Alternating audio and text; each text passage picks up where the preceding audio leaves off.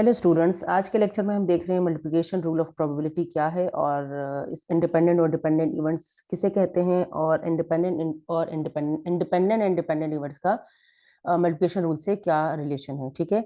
इससे previous lecture में हमने कंडीशनल प्रोबेबिलिटी देखा था। कंडीशनल प्रोबेबिलिटी का लेक्चर भी इसी से रिलेटेड था, तो इस लेक्चर को देखने से पहले आप वो लेक्चर जरूर देख लीजिएगा। तो हम स्टार्ट करते हैं कि मल्टीप्लिकेशन रूल ऑफ प्रोबेबिलिटी क्या होती है। तो मल्टीप्लिकेशन रूल ऑफ प्रोबेबिलिटी हम तब यूज करते हैं जब हम देखते हैं कि हमने दो ऐसे इवेंट्स की प्रोबेबिलिटी फाइंड आउट करनी है जिसमें एंड है, यानी कि मैंने एडिटिव रूल के लिए आपको बताया था कि एडिटिव रूल हम तब यूज करते हैं जब हमने ऐसे दो इवेंट्स की प्रोबेबिलिटी फाइंड आउट करनी है जिसमें हमारे पास ए और बी लिखा है। यानी कि आपको प्रोबेबिलिटी किस चीज की पूछी है, आपसे प्रोबेबिलिटी पूछी है ए और बी की, तो हम कहते हैं कि हम ए और बी का मतलब एडिटिव रूल, और का मतलब यूनियन होती है, यानी कि वहां हमें प्रोबेबिलिटी ऑफ ए और बी पूछी होती थी तो हम कहते थे कि probability of A union B पूछी है। तो इसके लिए हम कहते थे कि एडिटिव रूल यूज करना है। ठीक है। तो अब हम चूंकि मल्टीप्लिकेशन रूल यूज कर रहे हैं तो मल्टीप्लिकेशन रूल में और की बजाय एंड का वर्ड यूज होगा। ठीक है। यानी कि हमने दो इवेंट्स के और की प्रोबेबिलिटी नहीं फाइंड आउट करनी होगी, बल्कि हमने दोनों इवेंट्स के होने की प्रोबेबिलिटी फाइंड आउट करनी है, ए इवेंट की भी और बी इवेंट की भी। यहाँ पर तो इधर ए और बी है ना, तो वहां पर हमने ए एंड बी की प्रोबेबिलिटी अब हमें फाइंड आउट करनी है। यानी कि अब हमें प्रोबेबिलिटी फाइंड आउट करनी है ए इंटरसेक्शन बी की प्रोबेबिलिटी फाइंड आउट करनी है। ठीक है। तो हम ये मल्टीप्लिकेशन रूल में देखते हैं कि हमारे पास जब दो इवेंट्स हैं और उसकी हमें ए एंड बी की प्रोबेबिलिटी फाइंड आउट करनी है तो उसके लिए हम फॉर्मूला क्या लिखते हैं, जैसे एडिटिव रूल में हम ऐड कर लेते हैं इंडिविजुअली प्रोबेबिलिटीज कंप्यूट करके, यहाँ पर हम मल्टीप्लाई कर लेते हैं दोनों प्रोबेबिलिटीज को, यानी कि probability of A multiply by probability of B if the two events are independent. Independent का मतलब क्या हुआ कि यानी कि ये दोनों इवेंट्स हो तो रहे हैं एक साथ, लेकिन ये ऐसे इवेंट्स हैं कि इसमें एक इवेंट के हो जाने से दूसरे इवेंट पर कोई इफेक्ट नहीं पड़ता, यानी कि विद रिप्लेसमेंट का केस है। ठीक है। विद रिप्लेसमेंट की सैम्पलिंग हुई है, जिस तरह से मैंने अपने प्रीवियस लेक्चर में, इनके कंडीशनल प्रोबेबिलिटी के लेक्चर में बताया कि अगर मैं एक कार्ड सेलेक्ट कर रही हूँ 52 कार्ड्स में से और उस कार्ड को वापस रख देती हूँ, यानी कि उसे रिप्लेस मैंने कर दिया है, तो पहले कार्ड के लिए भी सैंपल स्पेस 52 का था, अब मैं दूसरा कार्ड सेलेक्ट करूं तो दूसरा कार्ड भी मैं 52 कार्ड्स में से ही सेलेक्ट करूं, यानी कि एक इवेंट के हो जाने से दूसरे इवेंट पर कोई इफेक्ट नहीं पड़ रहा। तो ऐसे इवेंट्स जो होते हैं वो इंडिपेंडेंट इवेंट्स होते हैं। ठीक है। और इंडिपेंडेंट इवेंट्स की प्रोबेबिलिटी हम अगर ए एंड बी की फाइंड आउट करनी है हमें, तो हम क्या करते हैं, दोनों इवेंट्स की प्रोबेबिलिटी फाइंड आउट करके दोनों को मल्टीप्लाई कर लेते हैं। एडिटिव रूल में हमने कहा था कि दो इवेंट्स म्यूचुअली होंगे या नॉट म्यूचुअली होंगे, उसको देखकर हमने डिसाइड करना होता है कि हमें और का कौन सा फॉर्मूला, यानी कि एडिटिव रूल का कौन सा फॉर्मूला यूज करना है। यहाँ पर मल्टीप्लिकेशन रूल में भी दो तरह के केसेस होंगे, इंडिपेंडेंट इवेंट्स हो सकते हैं या फिर डिपेंडेंट इवेंट्स भी हो सकते हैं। If the events are independent then probability of A and B is equal to probability of A multiply by probability of B. And if the events are dependent, यानी कि एक इवेंट के हो जाने से दूसरे इवेंट की प्रोबेबिलिटी पर इफेक्ट पड़ रहा है, यानी कि कार्ड्स वाली एग्जांपल में मैंने कहा था कि एक कार्ड सेलेक्ट कर लिया और उसे वापस नहीं रखा, विदाउट रिप्लेसमेंट सेलेक्ट किया है, यानी कि पहले कार्ड के लिए सैंपल स्पेस 52 का था, अब दूसरे कार्ड के लिए सैंपल स्पेस 51 का हो गया, दूसरा कार्ड में 51 में से सेलेक्ट कर रही हूँ। ठीक है। तो दो इवेंट्स में से हम क्या कहते हैं कि दो इवेंट्स जो है वो डिपेंडेंट हैं और इनकी प्रोबेबिलिटी अगर मुझे A and B find out करना है, एंड के लिए हम इंटरसेक्शन यूज करते हैं, तो इसके लिए भी फॉर्मूला यही है, probability of A multiply by probability of B. लेकिन यहाँ पर चूंकि बी अब कंडीशनल हो गया है तो हम बी को रिप्लेस करेंगे किससे, बी गिवन ए से।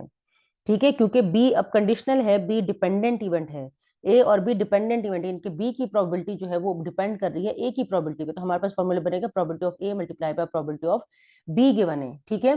तो अब हम इसे सॉल्व करते हैं, हम देखते हैं कि हमारे पास, अब हम इसके कुछ एग्जांपल्स देखते हैं, कुछ क्वेश्चंस देखते हैं इसके, और देखते हैं कि इसे किस तरह से हम इम्प्लीमेंट करेंगे। जैसे यहाँ पर एक क्वेश्चन है, ध्यान से देखिएगा, थोड़ा सा ट्रिकी क्वेश्चन है। ये कहते हैं कि one bag contains 4 white balls and 3 black balls. ठीक है। अच्छा, हम यहाँ पर साथ साथ बनाते रहते हैं। ये कहते हैं कि एक बैग है जिसमें हमारे पास जो है, एक बैग है जिसमें हमारे पास कितने हैं, ये बैग वन है। ठीक है।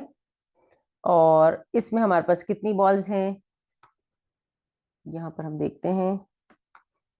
अच्छा, इसमें हमारे पास 4 व्हाइट बॉल्स हैं, व्हाइट को लेट सपोज मैं डब्ल्यू से रिप्रेजेंट कर रही हूँ, पहले बैग की व्हाइट बॉल है तो मैं W1 से रिप्रेजेंट कर रही हूँ, और 3 ब्लैक बॉल्स हैं, यानी कि 3 ब्लैक बॉल्स हैं, B1 लिख रही हूँ। ठीक है। और सेकंड बैग है, उसमें से भी हम देखते हैं कि कितनी बॉल्स बताई हैं। सेकंड बैग में 3 व्हाइट बॉल्स हैं, यानी कि 3W2 हो जाएगा, अगर W2 में सेकंड बैग की व्हाइट बॉल्स को रिप्रेजेंट कर रही हूँ, और 5 जो है वो ब्लैक बॉल्स हैं, तो 5B2 लिख दूंगी। ठीक है। वन बॉल इज ड्रॉन, अब इवेंट बताया है, one ball is drawn from the first bag and placed unseen in the second bag. ठीक है, पहले बैग में से एक बॉल ली है, इसे सेलेक्ट किया है, यानी कि एक इवेंट हो गया, लेकिन उस इवेंट को इन्होंने क्या किया, देखा नहीं कि वो क्या था, और उस बॉल को अनसीन जो है वो दूसरे बैग में रख दिया है। ठीक है, अब यहाँ देखें, इसका भी सैंपल स्पेस चेंज हो गया और इसका भी सैंपल स्पेस चेंज हो गया, तो कौन से इवेंट बनेंगे, डिपेंडेंट इवेंट्स बन जाएंगे। पूछा क्या है हमसे, what is the probability that a ball now drawn from the bag, यानी कि उस पहली बॉल के बाद अब एक और बॉल सेलेक्ट की है, और किस बैग से सेलेक्ट किया, from the second bag is black. इस इसकी प्रोबेबिलिटी हमें फाइंड आउट करनी है। ठीक है, अब देखें हमारे पास हमें क्या बताया है कि एक बॉल इसमें से सेलेक्ट की और उस बॉल को इस बैग में डाल दिया। अब इस बैग में तो और अनसीन रखा उसे, यानी कि नहीं देखा कि कौन सी बॉल थी। अब इन दोनों, इस बैग के अंदर दो तरह की बॉल्स हैं, एक व्हाइट कलर की बॉल है और एक व्हाइट कलर की बॉल्स भी हैं और ब्लैक कलर की बॉल्स भी हैं। तो ये पॉसिबिलिटी भी है कि इसमें व्हाइट कलर की व्हाइट कलर की बॉल सेलेक्ट हुई हो और वो हमने इसमें ऐड कर दी हो सेकंड बैग में, और ये पॉसिबिलिटी भी है कि हमने ब्लैक कलर की बॉल सेलेक्ट की हो और इस बैग में रख दी हो। दोनों पॉसिबिलिटीज हो सकती हैं। ठीक है, इनकी क्या क्या पॉसिबिलिटीज हो सकती हैं।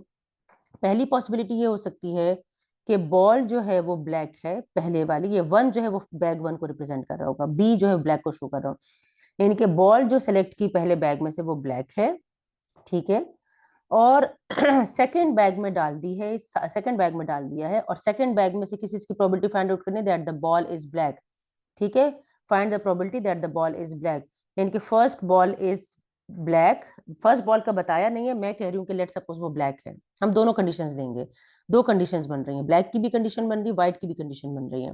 पहले बॉल में से, पहले बैग में से बॉल सेलेक्ट की वो ब्लैक है, उसे बैग टू में डाल दिया है, बैग टू में से बॉल सेलेक्ट की है, इस बात की प्रोबेबिलिटी बतानी है कि बैग टू में से जो बॉल सेलेक्ट की है वो ब्लैक है, यानी कि हमने बैग वन में से ब्लैक एंड बैग टू में से ब्लैक की प्रोबेबिलिटी फाइंड आउट करनी है, ये प्रोबेबिलिटी हमें फाइंड आउट करनी है। ठीक है, एक ये हो गया। दूसरी कंडीशन क्या बन सकती है, दूसरी कंडीशन ये हो सकती है कि हो सकता है कि वो जो पहली बॉल सेलेक्ट की वो ब्लैक नहीं थी, वो व्हाइट थी। अभी तो मैंने ब्लैक कहा ना, लेकिन ये भी तो पॉसिबिलिटी है कि वो, क्योंकि अनसीन थी, अनसीन रखा है उस बॉल को, उस बॉल को चेक नहीं किया कि उसका कलर क्या था, तो पॉसिबिलिटी है कि वो बॉल जो है वो व्हाइट है, यानी कि पहले बैग में से जो बॉल सेलेक्ट की वो व्हाइट है, ये वन रिप्रेजेंट करे कि फर्स्ट बॉल जो सेलेक्ट की है। ठीक है, व्हाइट है, and second ball from the bag two is black, ये तो हमें बताया हुआ है कि सेकंड बैग में से ब्लैक की प्रोबेबिलिटी फाइंड आउट करनी है। ठीक है, क्लियर हो गया ये आप लोगों को। अब ये इवेंट भी हो सकता है, ये भी हो सकता है, इनके या ये हुआ होगा या ये हुआ, यानी कि इसके दरमियान में और हो सकता है, दोनों कंडीशंस में इसके दरमियान में और हो सकता है।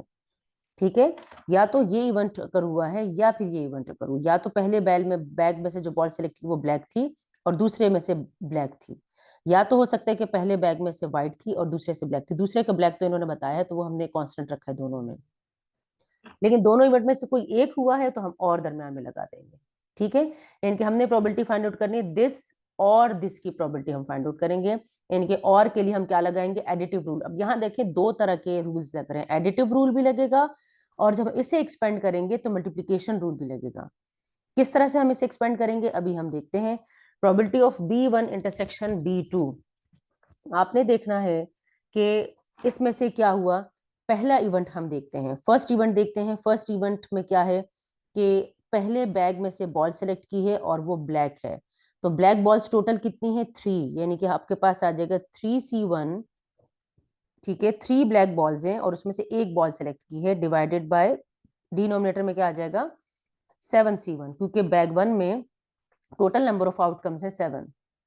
ठीक है, और मल्टीप्लाई, एंड है ना, तो एंड के लिए मल्टीप्लाई प्रोबेबिलिटी ऑफ B1। अच्छा मैं पहले यहाँ पे लिख देती हूँ, यहाँ पर मैं लिखती हूँ इस तरह से, यहाँ पर मैं लिखती हूँ प्रोबेबिलिटी ऑफ B1, फॉर्मूला बनाती हूँ, और प्रोबेबिलिटी ऑफ यहाँ क्या आएगा, B2 गिवन B1, क्योंकि डिपेंडेंट इवेंट्स है, एक इवेंट के हो जाने से दूसरे पर फर्क पड़ा, क्योंकि इसमें से बॉल सेलेक्ट करके सेकंड बैग में डाल दी तो इसका सैंपल स्पेस चेंज हो गया। ठीक है, और की जगह हम लगा देते हैं प्लस का साइन, और यहाँ पर लिखते हैं probability of W1 into probability, यहाँ पर मैंने मल्टीप्लिकेशन रूल लगाया इन दोनों पे। ठीक है, probability of W1 given B2। अब यहाँ प्रोबेबिलिटीज दिखते हैं, यानी कि B1 की प्रोबेबिलिटी, बैग 1 में से ब्लैक बॉल सेलेक्ट हुई है, तो टोटल ब्लैक बॉल्स हैं 3, तो आप 3C1 करके भी लिख सकते हैं, डायरेक्ट भी लिख सकते हैं, क्योंकि 1 ही बॉल है तो 3C1 से 3 ही आएगा, तो 3 डिवाइडेड बाय 7 आ जाएगा। ठीक है, और सेकंड बॉल की प्रोबेबिलिटी निकालते हैं। सेकंड बॉल जो है वो बैग 2 से ली है और वो ब्लैक है, गिवन दैट के ये इवेंट हो चुका है, यानी कि इस बैग में से एक ब्लैक बॉल इसमें चली गई। अब देखें, इस बैग में से जब एक ब्लैक कलर की बॉल इसमें गई तो ये टोटल ब्लैक बॉल्स हो गई हैं 6 बॉल्स हो गई हैं ब्लैक कलर की। ठीक है, तो इसके अब टोटल, वैसे इसके अंदर 8 हैं आउटकम्स, टोटल बॉल्स 8 हैं, लेकिन अब कितनी हो गई हैं, 9 हो गई हैं। ठीक है, और कौन सी बॉल सेलेक्ट हुई, ब्लैक ही सेलेक्ट हुई है, तो इसका मतलब है कि टोटल ब्लैक बॉल्स अब हम 6 काउंट करेंगे, 5 काउंट नहीं करेंगे, क्योंकि इस बैग में से जो सेलेक्ट की वो भी हमने कहा कि वो ब्लैक है। तो टोटल अब ब्लैक बॉल्स हो गई हैं 6, तो हम कहेंगे 6 divided by total number of outcomes in the event, वो है 9 हो गए ना, 8 था लेकिन एक बॉल यहाँ से इधर आ गई तो वो 9 हो गया। ठीक है, अब देखिए डिपेंडेंट इवेंट है, प्रोबेबिलिटी को पर इफेक्ट पड़ गया है, वैसे इसकी प्रोबेबिलिटी 5/8 होनी चाहिए थी, लेकिन 6/9 आई, क्योंकि ये बॉल यहाँ से जो यहाँ आई है वो ब्लैक कलर की है। अब यहाँ देखते हैं प्रोबेबिलिटी ऑफ W1 मीन्स के white ball from the first bag, तो white ball from the first bag क्या है, 4 है total white balls, total number of outcomes in the event is 4 and total number of outcomes in the sample space is 7। ठीक है, into probability of W1 means के अच्छा, ये मैंने ये जो है इसको, ये B2 पहले ऊपर आएगा, B2 की प्रोबेबिलिटी हमें फाइंड आउट करनी है। ठीक है, प्रोबेबिलिटी ऑफ B2, W1 की तो हमने लिख ली थी, यहाँ पर इसको ठीक करते हैं, करेक्ट करते हैं फॉर्मूले को इस तरह से। यहाँ पर प्रोबेबिलिटी ऑफ B2, W1 की तो ले ली ना प्रोबेबिलिटी, W1 फॉर्मूला क्या बनता है, probability of W1 multiply by probability of B2। ठीक है, probability of A multiply by probability of B, लेकिन चूंकि डिपेंडेंट इवेंट्स है तो गिवन दैट में W1 भी लिखेंगे हम इस तरह से। ठीक है, तो अब इस चीज की प्रोबेबिलिटी के सेकंड बैग में से जो बॉल सेलेक्ट हुई है वो ब्लैक है, गिवन दैट के फर्स्ट बॉल जो है वो व्हाइट इसमें से आई है। अब इसमें से अगर व्हाइट बॉल में इसमें डाल देती हूँ तो मेरे पास व्हाइट बॉल्स टोटल हो जाती हैं, कितनी हो जाएंगी, 4 व्हाइट बॉल्स बन जाएंगी। अब टोटल बॉल्स तो हो गई 9। ठीक है, लेकिन ब्लैक बॉल्स चेंज नहीं हुई, ब्लैक बॉल्स 5 ही हैं, क्योंकि व्हाइट बॉल यहां से आई है तो व्हाइट बॉल्स 4 हो गई और हमने ब्लैक बॉल्स की प्रोबेबिलिटी निकालनी है इसमें। ठीक है, तो 5 ही है ब्लैक बॉल्स, तो 5/9 आ जाएगा। ठीक है, आप इन्हें मल्टीप्लाई कर लें और इन्हें ऐड कर लें तो आपके पास जो आएगा वो इसकी प्रोबेबिलिटी हो जाएगी। ठीक है, हम इसे ट्री डायग्राम से भी कर सकते हैं, वो भी मैं आपको दिखा देती हूँ कि ट्री डायग्राम से हम किस तरीके से इसका सोल्यूशन फाइंड आउट करते हैं। ये देखें, यहाँ पर हमें दिया हुआ है, जैसे यहाँ ये जो मैंने अभी सोल्यूशन किया, ये सोल्यूशन यहाँ पर हुआ हुआ है, आप यहाँ से भी देख सकते हैं। ट्री डायग्राम से भी आप इसे बना सकते हैं। ट्री डायग्राम में कैसे बनाएंगे कि बैग वन के आपने टोटल आउटकम्स देखे, 4 व्हाइट और 3 ब्लैक।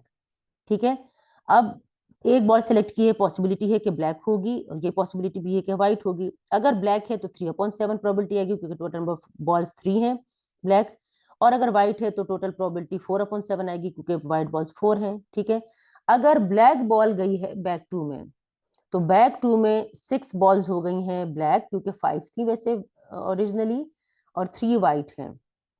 और अगर वो पहली वाली बॉल व्हाइट थी जो बैग 2 में हमने डाली, तो व्हाइट बॉल्स 4 हो गई और ब्लैक बॉल्स 5 ही रही।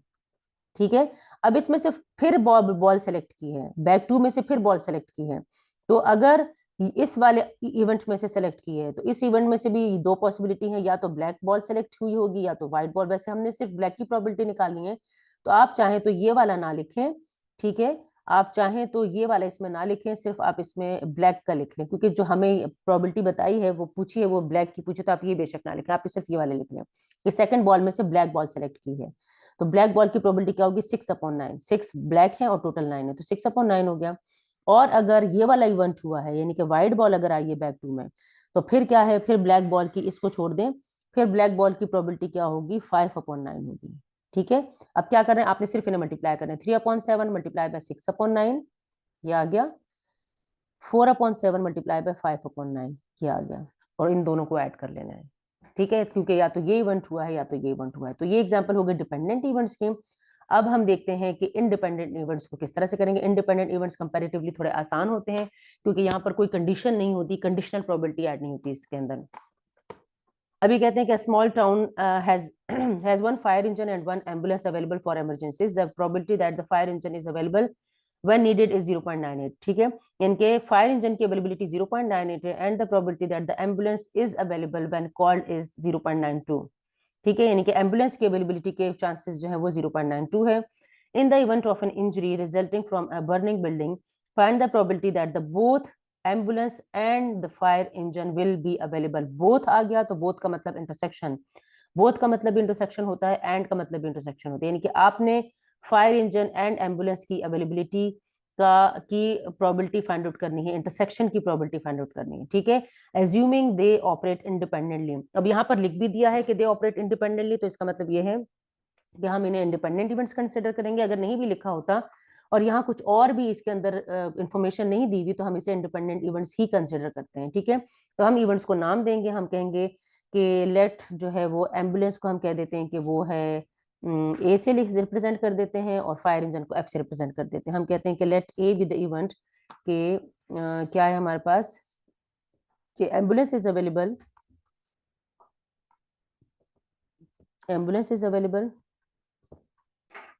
ठीक है, एम्बुलेंस की अवेलेबिलिटी की प्रोबेबिलिटी है 0.92. ठीक है, तो प्रोबेबिलिटी ऑफ ए हो गई 0.92.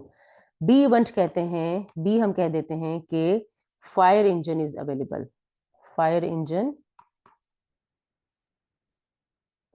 यहां पे लिखते हैं फायर इंजन इज अवेलेबल. ठीक है, तो इस बात की प्रोबेबिलिटी है, इसको मैंने बी कहा है, एफ भी कह सकते हैं आप. ठीक है, प्रोबेबिलिटी ऑफ बी क्या है कि 0.98, फायर इंजन की अवेलेबिलिटी 0.98 है. हमने किस चीज की प्रोबेबिलिटी फाइंड आउट करनी है, that both are available. Both are available means के A and B are available, इनके ambulance and fire engine both are available. इस चीज की प्रोबेबिलिटी फाइंड आउट करनी है. Events are independent, therefore probability of A multiplied by probability of B. Previous example में भी हमने यही फॉर्मूला यूज किया है, लेकिन वहां B कंडीशनल था तो हमने B गिवन A लिखा. वहां मैंने B और W इवेंट यूज किया तो B और W के अकॉर्डिंगली मैंने फॉर्मूले को लिखा है. ठीक है, अब यहाँ बनाते हैं 0.92 मल्टीप्लाई बाय 0.98, ये हमारे पास आ गई प्रोबेबिलिटी इसकी. ठीक है, ये हमारे पास हो गए डिपेंडेंट और इंडिपेंडेंट इवेंट्स. अगर आप प्रोबेबिलिटी के सारे लेक्चर्स जो है आप चाहते हैं कि आपको आसानी से मिल जाए तो आप मेरे चैनल को सब्सक्राइब करें, लाइक करें और बेल आइकन जरूर प्रेस कर लीजिएगा, ताकि जब भी मैं कोई न्यू लेक्चर अपलोड करूं तो आपको फौरन से उस लेक्चर को देख सकें आप.